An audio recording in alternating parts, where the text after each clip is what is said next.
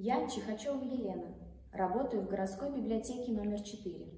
На вопрос, какая моя любимая книга о войне, я отвечу, не задумываясь. Это повесть Вадима Шефнера «Сестра печали». Повесть о любви, дружбе, о вечных человеческих бедах, печалях, заботах и радостях. И о войне. Война смешала все судьбы в один сплошной ком, бросила людей в жуткую мясорубку, где семьи, возлюбленные, друзья и теряли друг друга навсегда. Мы – счастливое поколение. Счастливое, потому что не знаем, что такое война, которая врывается в твой дом. Прочитав книгу, можно сделать два главных вывода.